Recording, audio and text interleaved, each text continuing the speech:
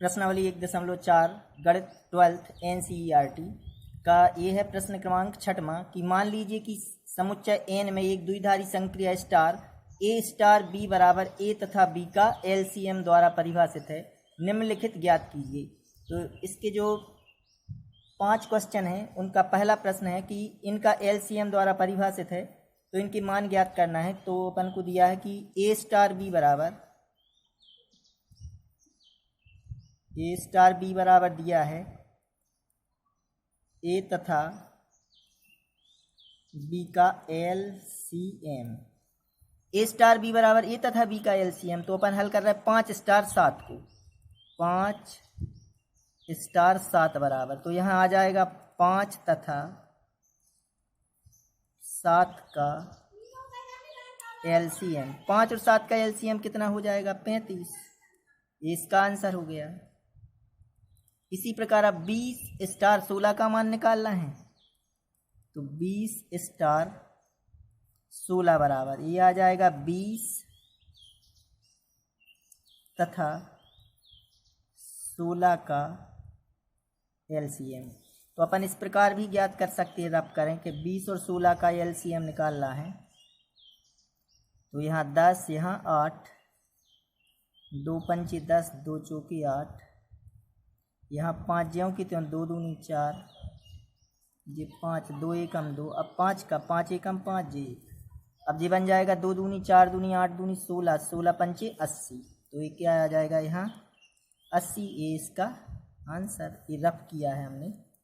ये पहला क्वेश्चन इसका हल हो गया। यहाँ पूछा था कि 5 स्टार 7 और 20 स्टार 16 का मान ज्ञात कीजिए। तो ए स्टार बी बराबर जब ए तथा बी का LCM है तो 5 स्टार 7 बराबर 5 तथा 7 का LCM और 5 और 7 का LCM कितना हुआ? 35।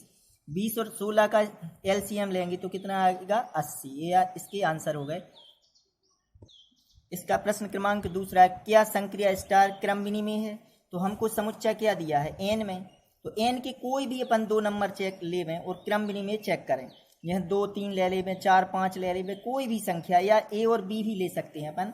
चूंकि a स्टार b बराबर क्या दिया अपन a तथा b का LCM। चूंकि a स्टार b बराबर a तथा b का LCM तो अब यहाँ 2 और 3 ले लें। अपन को समुच्चय n की अवयव लेना है तो 2 स्टार 3 बराबर 2 तथा 3 का LCM। 2 और 3 का LCM कितना होगा? 6। अब अपन 3 स्टार 2 निकालें। 3 स्टार 2 बराबर तो 3 तथा 2 का LCM तो 3 और 2 का LCM भी कितना होगा? 6। दोनों बराबर आ गए। चूंकि 2 स्टार 3 बराबर आ रहा है 3 स्टार 2 के, इसलिए संक्रिया स्टार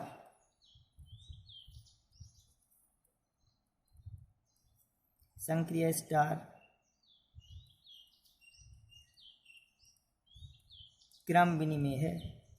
अपन इस प्रकार भी ज्ञात कर सकते थे कि ये स्टार बी बराबर ए तथा बी का LCM और बी स्टार ए बराबर बी तथा ए का LCM और बी और ए का LCM यानी ए और बी का LCM यानी दोनों बराबर है तो ए स्टार बी बराबर बी स्टार ए। इस प्रकार भी हल कर सकते हैं इसे। यहाँ पूछा है तीसरा क्वेश्चन है क्या स्टार साहचर्य है? अब साहचर्य के लिए अपन को 3a star b star c तो कोई भी अपन समुच्चय n की अवयव लेना है तो अपन समुच्चय n से लेवें कोई भी संख्या ले लें 2 3 4 कि 2 स्टार 3 स्टार 4 बराबर तो 2 और 3 2 स्टार 3 यानी जब a स्टार b बराबर क्या है? a स्टार b बराबर है a तथा b का LCM। तो a तथा b का LCM तो यहाँ अपन 2 स्टार 3 बराबर क्या लिखेंगे? 2 तथा 3 का LCM और स्टार 4 तो 2 और 3 का LCM आएगा 6 स्टार 4। अब 6 और 4 का LCM 6 और 4 का LCM कितना हो जाएगा? 6 स्टार 4 बराबर 6 और 4 का एलसीएम। तो 6 और 4 का एलसीएम हो जाएगा 12। 6 और 4 का एलसीएम 12 हो जाएगा। अब अपन यहाँ पलट दें, 2 स्टार 3 स्टार 4 बराबर, तो ये 2 स्टार 3 और यहाँ आ जाएगा 3 तथा 4 का एलसीएम। अब 3 और 4 का एलसीएम कितना होगा? 2 स्टार 3 और 4 का एलसीएम होता है 12। अब 2 और 12 का एलसीएम 2 और 12 का 2 और 12 का एलसीएम भी 12। तो एक ये दोनों बराबर आ रहे हैं, तो चूंकि यहाँ पे आ जाएगा कि ए स्टार बी स्टार सी बराबर ए स्टार बी स्टार सी, इसलिए संक्रिया स्टार, इसलिए समुच्चय एन में समुच्चय एन में संक्रिया स्टार सहचर है। यह हो गया प्रश्न क्रमांक 3। यह प्रश्न क्रमांक 4 इसका कि समुच्चय एन में स्टार का तत्समक अवयव ज्ञात कीजिए। तो दिया है अपन को ए स्टार बी बराबर ए तथा बी का एलसीएम। तो अब अपन हो तत्समक अवयव, तो तत्समक अवयव के लिए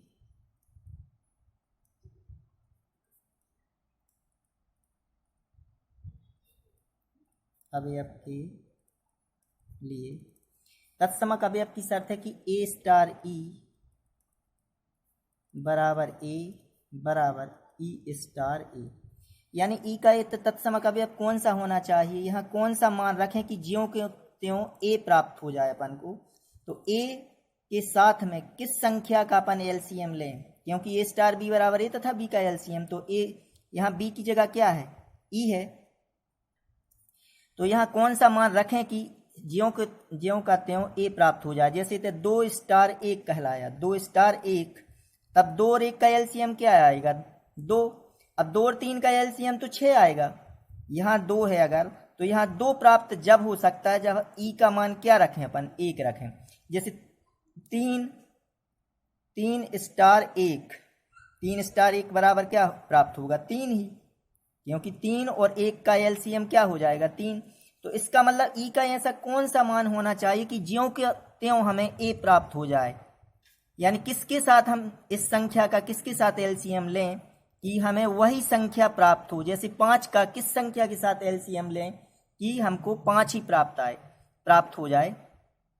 तो इसका मतलब है अगर यहाँ ए है तब यहाँ क्या होना चाहिए, 1 होना चाहिए। तो अपन यहाँ लिखें कि 1 स्टार 1 बराबर ए बराबर 1 स्टार ए, क्योंकि अगर हम ए का 1 के साथ एलसीएम लेंगे तो क्या प्राप्त होगा, यहाँ ए ही प्राप्त होगा। जैसे 2 का 1 के साथ एलसीएम लें तब 2 प्राप्त होगा, और यहाँ भी 1 का 2 के साथ तब भी 2।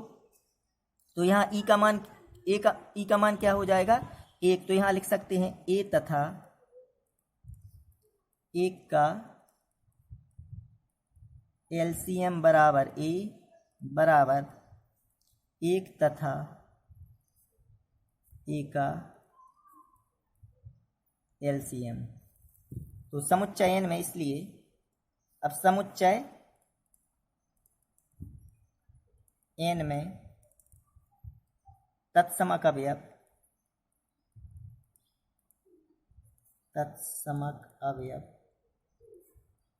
ई बराबर 1 है, इसका आंसर हो जाएगा। इसका प्रश्न 5वां है कि समुच्चय एन में कौन से अवयव स्टार संक्रिया के लिए व्युत्क्रमणीय है। तो अपन को दिया क्या है, पहले तो कि ए स्टार बी बराबर ए तथा बी का एलसीएम, ये तो दिया है। अब चूंकि व्युत्क्रमणीय अवयव के लिए व्युत्क्रमणीय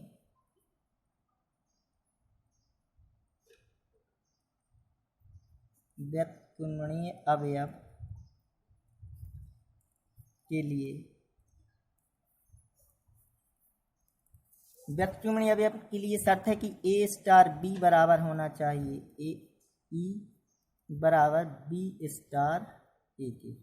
तो ए स्टार बी ई का मान अपन रख दें, ई का मान अभी हमने कितना निकाला है 1, तो ए स्टार बी बराबर 1 बराबर बी स्टार ए। जब ई का मान निकाल लेंगे तब हमको व्युत्क्रमणीय अवयव निकाल सकते हैं। तो ई का मान तो पहले 1 निकाल लिया है तत्समक अवयव से, तो अब ए तथा बी का एलसीएम यहाँ क्या हो जाएगा कि ए तथा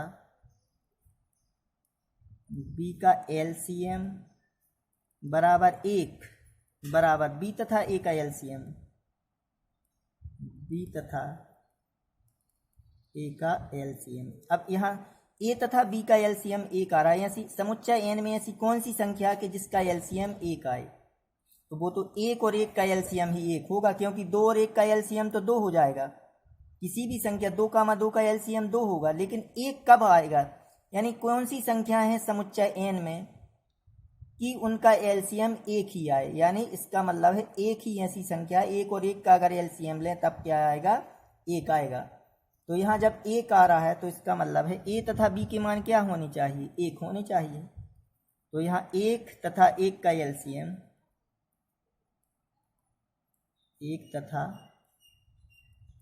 1 का एलसीएम बराबर 1 बराबर, अब बी और ए के मान 1 हैं तो 1 तथा 1 का एलसीएम। तो चूंकि समुच्चय एन में, या इसलिए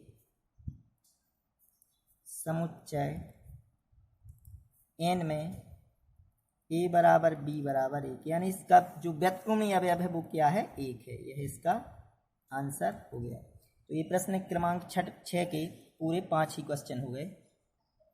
इसका प्रश्न क्रमांक 7 है, क्या समुच्चय 1 2 3 4 5 में ए स्टार बी बराबर ए तथा बी का एलसीएम द्वारा परिभाषित स्टार एक द्विधारी संक्रिया है। अपने उत्तर का औचित्य भी बतलाइए। अपन को समुच्चय क्या दिया है, समुच्चय दिया है 1 2 3 4 और 5, और चूंकि ए स्टार बी बराबर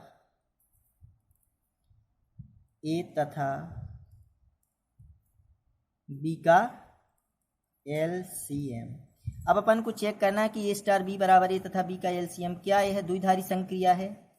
तो यहाँ हम समुच्चय ए के अवयव ले रहे हैं, समुच्चय ए के, जो ये समुच्चय यदि ये है तो इसके अवयव लें, जैसे 1 2 ले लें, 2 3 लें, 4 5 कोई भी लें, सबकी लाजें। यह सत्य होना चाहिए कि अगर हम ए और बी का एलसीएम निकालें तब हमें इसी समुच्चय से अवयव प्राप्त होना चाहिए। इसका मतलब ये है, जैसे 2 और 3 का एलसीएम, जैसे 1 और 2 का एलसीएम तो 2 आएगा, तो 2 तो बिलोंग कर रहा है इस समुच्चय से।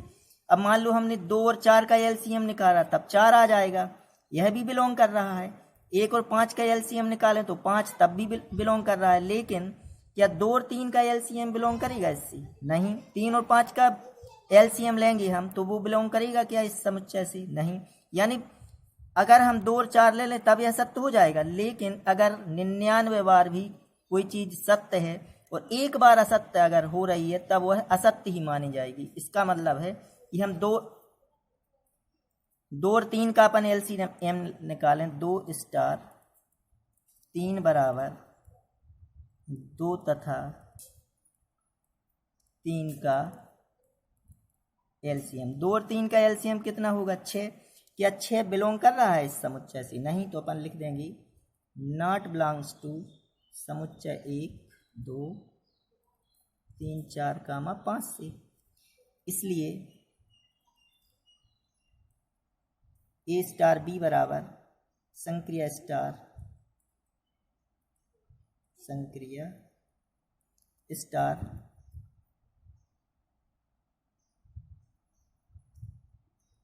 ए स्टार बी बराबर ए तथा बी का एलसीएम द्वारा परिभाषित